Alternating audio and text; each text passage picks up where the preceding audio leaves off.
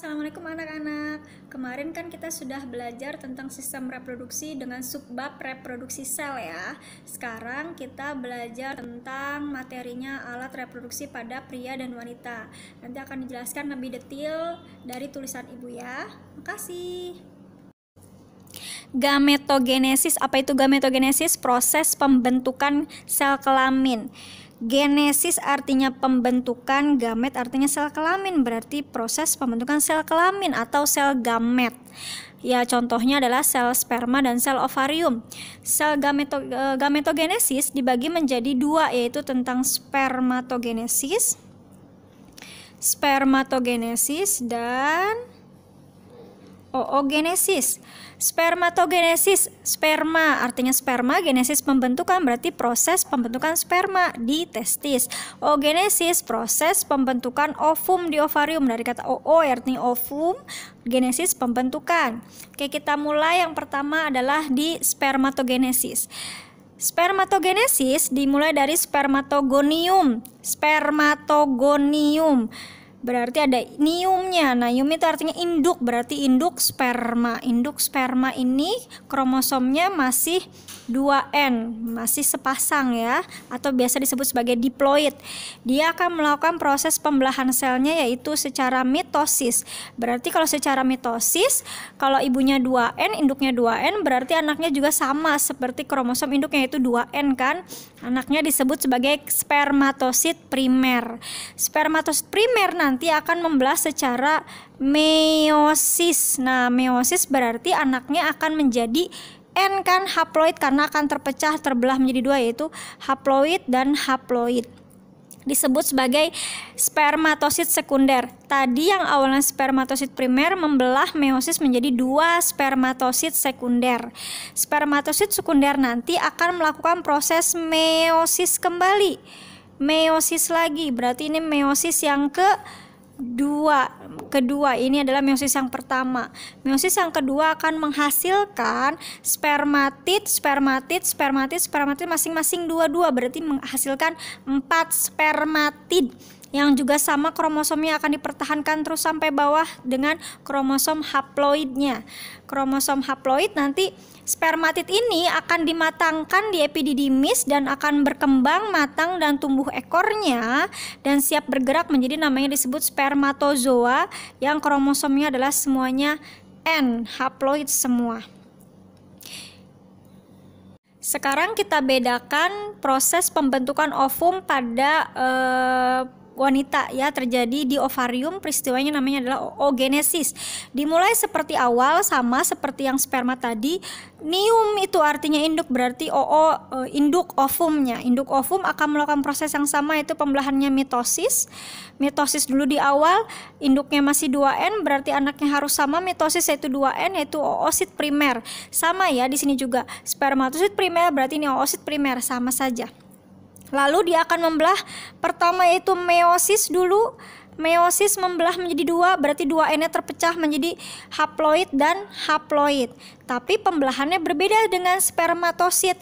Kalau tadi spermatosit akan dari primer akan menghasilkan spermatosit sekunder dan spermatosit sekunder, sedangkan di oosit primer hanya akan menghasilkan satu oosit sekundernya. Satunya akan berdiferensiasi menjadi badan polar, atau nama lainnya badan polosit, atau nama lainnya boleh badan kutub satu ya. Nanti oosit sekunder ini akan mengalami meiosis lagi. Berarti ini adalah meiosis yang kedua. Meiosis yang kedua akan oosit sekundernya akan menghasilkan ootid. Ya, kalau tadi ini ada spermatid, ini ootid. Menghasilkan ootid, ini BP artinya badan polar atau badan polosit, boleh ya ibu singkat jadi BP. BP atau badan polar 2, dan badan polarnya sendiri tadi yang badan polar 1 akan menghasilkan membelah menjadi badan polar 2 dan badan polar 2, ada 2. Berarti nanti akan menghasilkan 3 badan polar 2. Ootidnya nanti akan berkembang dan akan matang menjadi satu ovum. Sedangkan badan polar 2 akan mati dan terdegradasi. Terdegradasi artinya dia akan hancur perlahan-lahan karena nanti badan polositnya akan menjadi cadangan makanan supaya ootidnya ini akan menjadi ovum yang sempurna dan matang seperti itu. Berarti bisa kita lihat sekarang perbedaannya adalah, lihat, kalau pada spermatogenesis akan menghasilkan 4 anak yang semuanya itu normal dan fungsional, artinya hidup semua. Sedangkan pada oogenesis akan menghasilkan hanya ada 1 anak ovumnya saja, sedangkan 3 anaknya mati terdegradasi, seperti itu.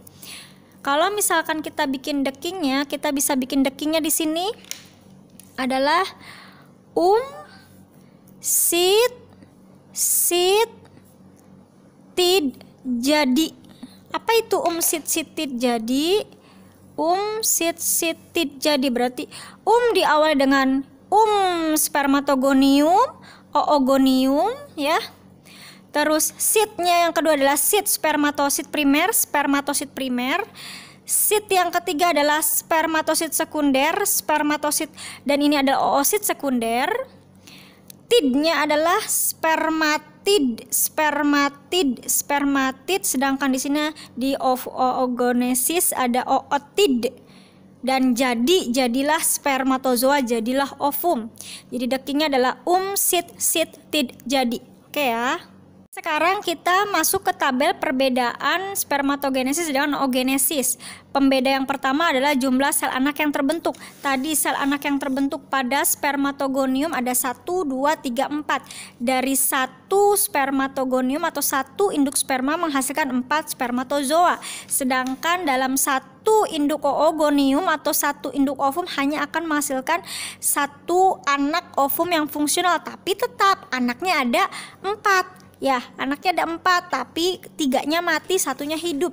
Kalau misalkan ditanya berapa sel anak yang terbentuk, maka tetap oogenesis akan menghasilkan 4 sel anak dan spermatogenesis juga 4 sel anak. Dibedakannya yang kedua, jumlah sel anak yang fungsional atau yang hidup pada oogenesis hanya ada 1 yang hidup, sedangkan spermatogenesis ada 4-4-nya semua hidup. Ya, nama sel yang terbentuk untuk oogenesis berarti yang akhir dibentuk adalah sel ovum. Untuk spermatogenesis dibentuk sel akhirnya bernama sel sperma, spermatozoa atau sperma saja boleh. Oogenesis tempat terjadinya berarti di ovarium, tempat pembentukan ovum. Kalau spermatogenesis pembentukan sperma terjadi di dalam testis. Sifat sel anak yang terbentuk berarti sifat kromosomnya yang dimaksud. Sifat kromosom terakhir berarti tadi karena sudah mengalami proses meiosis, artinya sudah pemisahan haploidnya, diploidnya, berarti semuanya adalah NN ya. Lihat di sini sudah ada mitosis 2N menjadi 2N, meiosis semua sampai bawah meiosis berarti sudah menjadi kromosomnya semua adalah haploid semua. Sama seperti di spermatogonium juga, awalnya 2N, induk spermanya, mitosis masih tetap di 2N, meiosis memisah, meiosis 1 menjadi N, meiosis 2 tetap menjadi N, semuanya di haploid ya. Berarti semua sifat yang terbentuk pada sel anak semuanya adalah haploid. Sekarang kita masuk ke alat reproduksi pada manusia. Reproduksi manusia terbagi menjadi pria dan wanita. Sekarang kita bahas tentang yang pria dulu. Alat reproduksi pada pria, kalau ibu kasih dekingnya yaitu Tante Epi paling demen penis sekolah di kelas ber-AC. Tante nomor 1 adalah tantenya adalah testis. T-nya testis, 2 Epinya adalah epididymis. Fa-nya itu adalah vas, D ya, langsung paling demen berarti vas deferens, gabung ya. Yang keempat P itu adalah penis, peninya adalah penis. 5-nya scroll adalah scrotum kurang S, scrotum ya, nanti Bu bahas itu apa aja. Yang keenamnya adalah di kelas ber-AC, di kelasnya adalah kelenjar. Kelenjar AC-nya adalah aksesoris. Kelenjar aksesoris itu ada 3 pada pria. Ada yang disebut sebagai kelenjar prostat, kelenjar vesikula seminalis, dan yang terakhir adalah kelenjar Cowper. Nanti kita bahas ya. Oke, sekarang kita akan bahas apa saja bagian-bagian pada alat reproduksi pada pria. Ibu sengaja print ya, karena kalian tahu sendiri waktu kelas 8 gambar Ibu sangat jelek ya. Jadi lebih bagus kalau Ibu print ya. Tapi kalian kalau bisa gambar ya. Oke. Nomor 1 bagian ini adalah gambar vesicula seminalis ya. Kelenjar apa tadi? Kelenjar aksesoris ya. Vesicula seminalis. Vesicula seminalis itu yang ini nih. Tuh, vesicula seminalis. Ini yang besar, ini nih yang besar ini. Ini adalah kelenjar atau kantung kemih sebenarnya. Kantung kemih atau tempat menyimpan air urin kita. Nah, dia menempel di kelenjar kemihnya vesicula seminalis ya. Lalu nomor 2 yang ini. Yang ini adalah kelenjar prostat ya. Kelenjar prostat. Yang ketiga yang di bawahnya prostat yang kecil di sini masih nempel di saluran, ini saluran kencing ya, masih saluran kencing ya. Nempel di saluran kencing ini dari tadi apa? Kantung kemih, saluran kencing nempel, yang nempel ini di kantung kemihnya vesicula seminalis. Lalu yang kecil yang besar ini nih, yang besar ini nih yang nempel di sini yang besar ini namanya kelenjar prostat.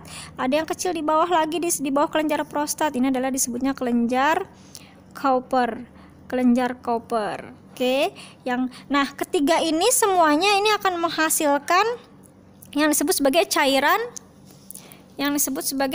semen. Cairan semen. Oke, apa sih cairan semen? Cairan semen adalah cairan yang bersifat basa.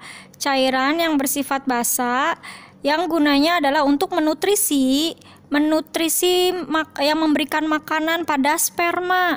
Jadi sperma itu semuanya dikasih makan sama cairan semen yang berasal dari vesicula seminalis, prostat dan Cowper ini ya. Dan untuk melindungi dari pada saat dia masuk ke saluran wanitanya yang bersifat asam karena dia harus jadi basa ya. Kita lanjut. Nanti di sini kan ini masuk ke saluran kencing ya laki-laki ya. Ini namanya kan tuh, ini namanya uretra. Nah, uretra yang keluar dari kantung kemih ini kantung kemih tadi Ibu bilang ini uretra. Tadi di sini adalah kelenjar prostat, terus kelenjar Cowper. Nah, keluar ke sini. Nah, ini tetap masih uretra nih.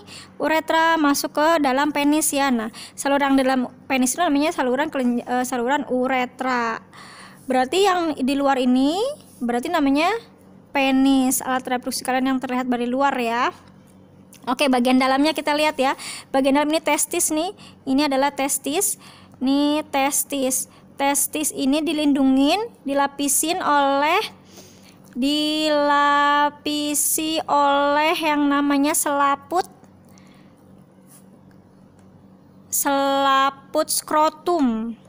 Apa fungsinya skrotum? Skrotumnya ini adalah skrotum ini fungsinya adalah untuk menjaga suhu testis agar tetap stabil. Artinya, misal dalam keadaan dingin, skrotum ini akan mengkerut gitu. Jadi akan melindungi si testisnya dari kedinginan. Dan kalau misalnya dalam keadaan panas, skrotumnya akan meregang. Jadinya akan memberikan ruang buat si testis untuk lebih bisa bernafas seperti itu. Kalau misalkan Ibu gambarkan bagian dalamnya ya, bagian dalam yang ini testis bagian dalam ternyata gambarnya seperti ini. Nanti kalian bisa lihat di buku yang lebih bagus ya gambarnya.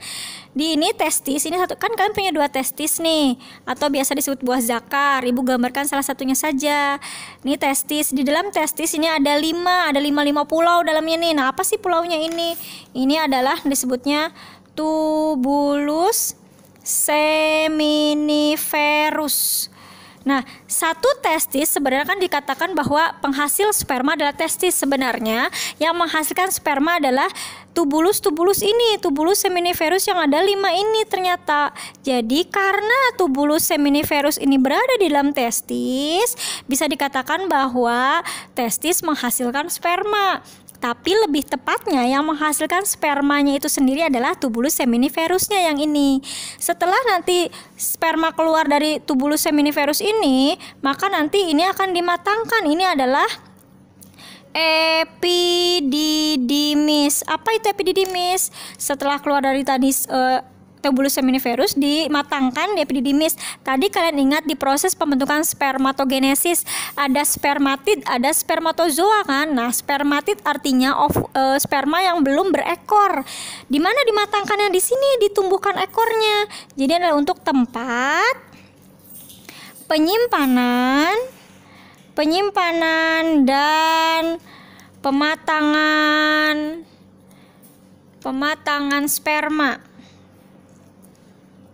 sperma ya. Jadi di sini dimatangkan, setelah dia sudah berekor maka spermanya keluarlah. Lanjutlah perjalanannya menuju ini salurannya, yaitu saluran vas deferens. Ini saluran vas deferens ya. Setelah keluar dari epididymis, kita cek lagi ke sini. Tadi ibu gambarkan, ini adalah gambar testis ya. Di dalam ini kan testis, ini ada saluran selaput luarnya namanya skrotum. Tadi ini adalah satu testisnya. Nah, di dalam testis tadi ini adalah tubulus seminiferusnya ya. Oke, keluar. Nah, yang nempel ini, nah yang ini nih, yang di sini ini namanya tadi adalah epididymis, tempat pematangan dan mengumpulkan sperma sehingga sperma siap bergerak karena sudah berekor tadi ya. Lalu keluarlah ini lewat saluran. Nah, saluran ini nih, saluran apa tadi? Vas deferens. Tuh, vas deferens terus ke atas. Vas deferens. Oke, kita mulai perjalanannya ya. Perjalanan dimulai dari si sperma dibentuk di tubulus seminiferus ini, dibentuk di dalam testis. Dibentuk sperma, yang keluar bentuknya adalah tadi prosesnya adalah spermatogonium, oosit primer, oosit sekunder, ootid dan spermatid ya, dan spermatozoa. Nah, spermatidnya yang keluar dari tubulus seminiferus ini bentuknya adalah spermatid, keluar lalu disimpan dan dimatangkan di sini, dimatangkan di epididymis.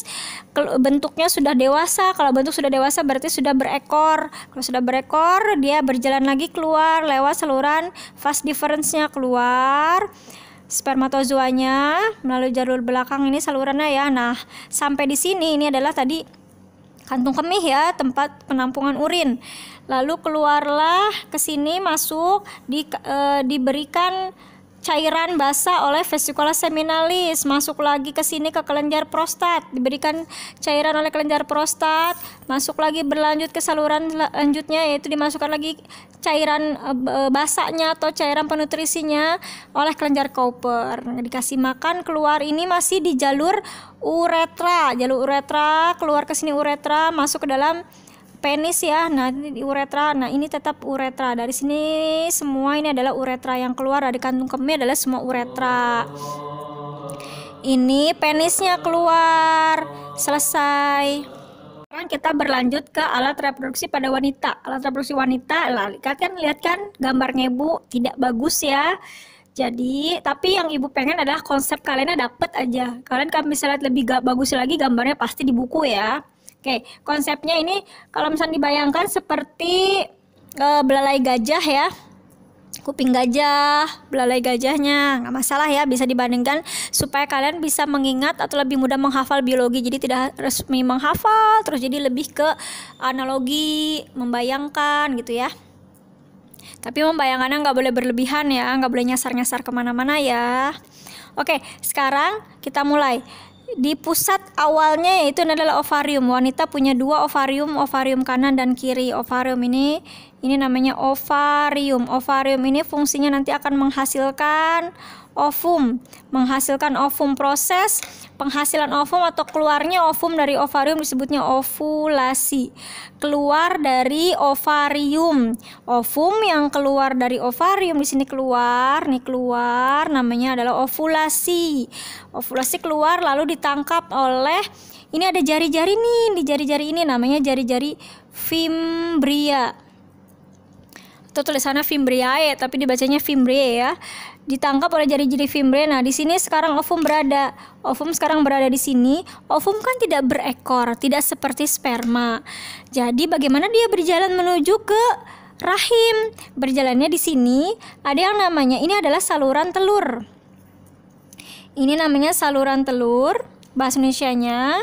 Nama lainnya atau nama latinnya adalah oviduct, atau boleh juga tuba fallopi. Namanya agak banyak ya. Tuba fallopi, oviduct atau saluran telur. Di dalam saluran telur ini ada yang namanya silia atau rambut-rambut halus. Kalau kalian pernah dulu belajar dengan ibu kelas 8 tentang silia-silia yang ada di trakea yang membuang gas-gas atau udara-udara yang membawa virus, bakteri dan kotoran, maka disapu keluar menjadi bersih. Nah, seperti itu sama prosesnya. Silia-silia ini adalah silia halus atau rambut-rambut halus ya. Rambut halus ini fungsinya adalah untuk mendorong si ovum yang keluar tadi sudah dari ovarium ditangkap oleh Fimbria. Jadi Fimbria adalah tugasnya untuk menangkap ovum yang keluar ya. Nanti didorong disapu oleh si silia-silia ini menuju ke ujung tuba fallopi. Di sini nanti ovumnya.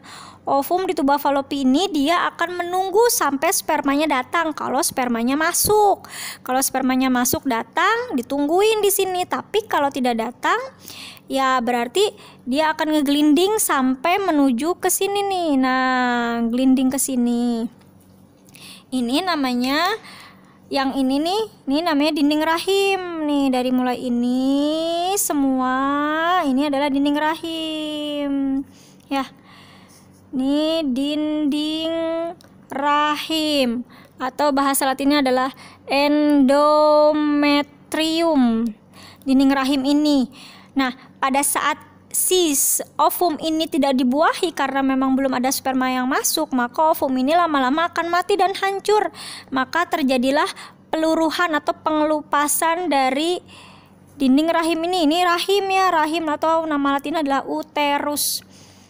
Rahim atau nama latin uterus, maka dinding rahim ini akan mengelupas. Kenapa harus mengelupas? Karena untuk membuang sel telur yang sudah mati atau ovum yang sudah mati ini harus dibuang keluar. Cara membuangnya karena dia begitu lekat kuat menempel di endometrium atau dinding rahimnya, maka harus dibuang semuanya, diluruhkan, dihancurkan, dikletek lah kalau bahasa kitanya. Diluruhkan, maka kebuang semuanya lewat jalur ini namanya serviks nih. Yang ini namanya serviks atau disebut juga leher rahim. Nah, ini adalah vagina, saluran keluarnya ya. Nanti keluar lewat sini. Nah, ini berlangsung selama 7 hari atau seminggu. Nah, disebut sebagai proses menstruasi biasanya. Jadi menstruasi itu adalah peluruhan dinding rahim yang ini meluruh dinding rahimnya karena ovum yang telah mati karena tidak dibuahin. Untuk membuang si ovum ini maka diluruhkan, namanya proses menstruasi. Dan kebersihan seluruhnya sampai ngeletek, sampai benar-benar bersih semua dari pengelupasan dinding rahim ini biasanya sampai 7 hari lamanya. Dikeluarkan melalui saluran vagina. Sekarang kita masuk ke perkembangan embrio. Kalau misalkan di sini ada yang masuk spermanya, maka terjadi proses fertilisasi. Di mana tadi nunggunya? Di sini kan, di ujung tuba fallopi. Di sini ditunggu nih. Si ovumnya akan menunggu sperma di sini di ujung tuba fallopi. Spermanya masuk, maka akan bertemu dengan si ovum ini, maka terjadi proses pembuahannya adalah di sini, di tuba fallopi sebagai tempat pembuahan atau fertilisasi. Apa itu fertilisasi? Fertilisasi atau pembuahan, apa jadinya? Proses bertemunya sel sperma dan ovum ya. Oke, setelah dia bertemu di sini sperma sama ovum, fertilisasi di saluran telur atau oviduct atau tuba fallopi, maka dia akan menggelinding ke sini. Nanti dia akan terjadi proses perkembangan embrio. Nah, perkembangan embrionya apa di sini nanti di rahim? Kita bahas perkembangan embrio. Dekinya adalah Zidan makan bakso gratis. Kita ambil huruf depannya ya. Z yang pertama adalah zigot. Huruf yang kedua adalah M adalah huruf morula. Tadi kalau zigot adalah sel kecil yang hasil gabungan antara sperma dan ovum. Morulanya itu adalah proses pembelahan sel, jadi menghasilkan banyak sel-sel di sini morula. Yang ketiganya B adalah blastula. blastula ini adalah terjadinya pembentukan rongga di tengah. Jadi rongga di tengahnya kosong seperti onde-onde gitu ya. Pembelahan sel yang banyak di luar tapi di tengahnya kosong. Yang keempat adalah G. Di sini G adalah gastrula. Gastrula di sini terbentuk tiga lapisan embrional atau 3 lapisan embrio ya. 3 lapisan embrio terbentuk di sini. Untuk apa 3 lapisan embrionya yang terakhir? O adalah organogenesis. Organogenesis adalah proses pembentukan organ. Semua dibentuk organ, mulai dari mata, hidung, telinga, mulut, kaki, tangan, organ dalam, semua jantung, semua dibentuk pada proses terakhir atau pembentukan organ.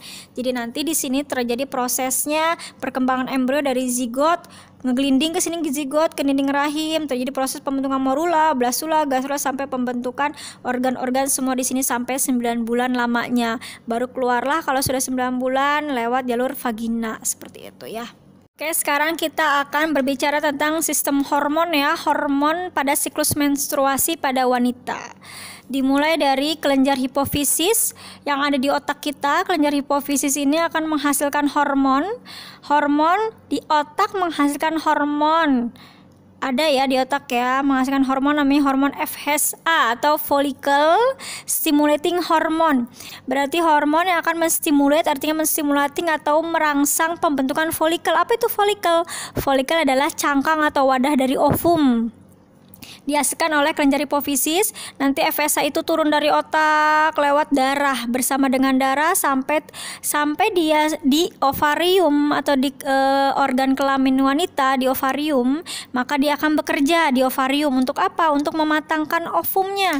Caranya adalah ini yang kecil adalah disebutnya folikel primer. Folikel primer berarti ovum yang masih sangat kecil sekali. Lalu berkembang nih menjadi folikel sekunder. Folikel sekunder menjadi yang lebih matang lagi, lebih besar, namanya folikel de Graaff. Oke, siapa sih yang mematangkan tadi? Adalah FSH. Jadi FSH tadi adalah follicle stimulating hormone, hormon yang merangsang perkembangan folikel. Jadi semua dimatangkan dari folikel primer, folikel sekunder sampai folikel yang paling matang ada folikel de Graaff dimatangkan oleh FSH. Setelah matang, folikel de Graaff ini akan menghasilkan hormon namanya hormon estrogen.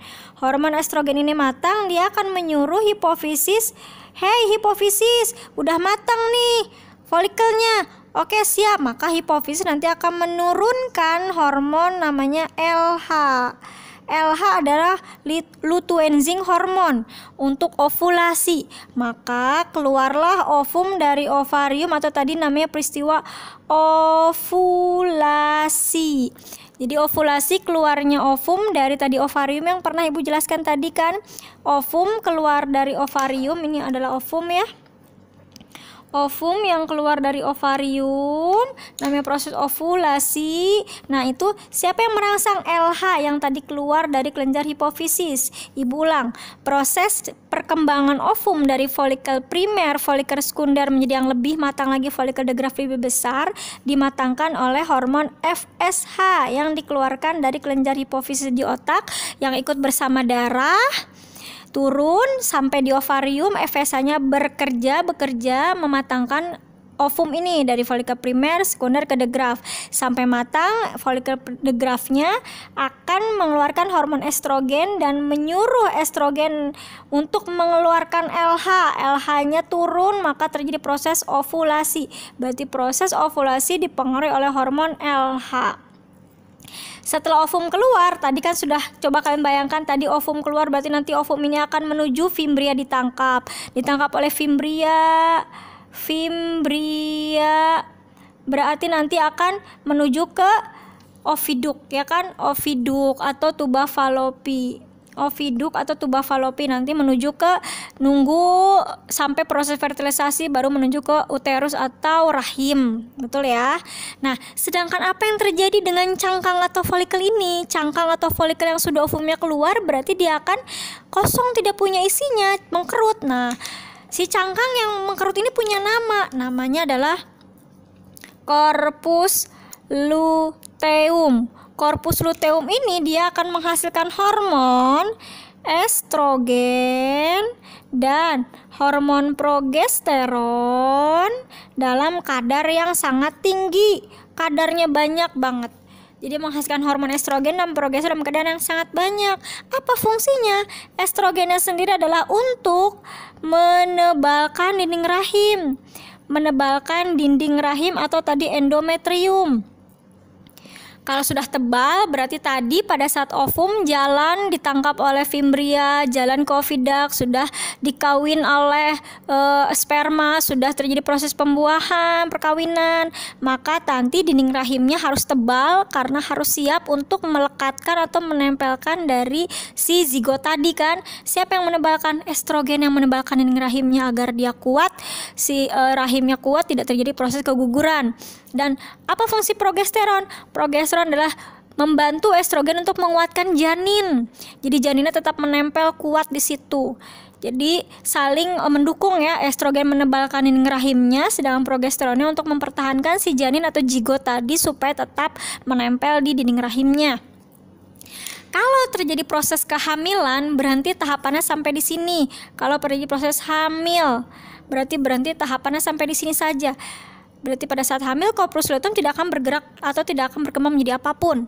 Tapi kalau tadi tidak ada sperma yang masuk, ovumnya tidak dibuahin, berarti tadi ovumnya akan mati dan terjadi proses peluruhan dinding rahim, betul kan? Nah, maka di sini si corpus luteum ini akan berkembang lagi menjadi lebih tua karena tadi sudah tidak ada isinya, makin tua makin mengkerut, maka ini makin mengkerut dan mengecil lagi, disebutnya adalah corpus albicans.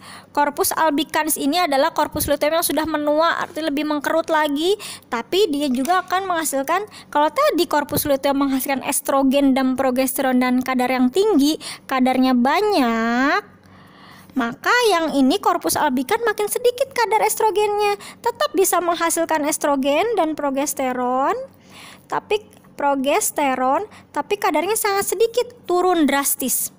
Kejadian turun drastis ini yang mengakibatkan tadi peluruhan dinding rahim kan, maka peluruhan dinding rahim diakibatkan oleh penurunan kadar estrogen dan progesteron. Menstruasi. Berarti apa itu menstruasi? Peluruhan dinding rahim. Peluruhan dinding rahim karena ovum tidak dibuahi. Gara-gara apa? Gara-gara estrogen dan progesteronnya turun. Kalau estrogen dan progesteron turun, tadi fungsi estrogen adalah untuk menebalkan dinding rahim. Berarti kalau misalnya estrogennya sudah tidak ada alias menurun, maka dia tidak mampu menebalkan dinding rahim lagi. Berarti dinding rahim akan menipis dan lama-lama akan meluruh. Kalau meluruh hancur berarti namanya proses menstruasi.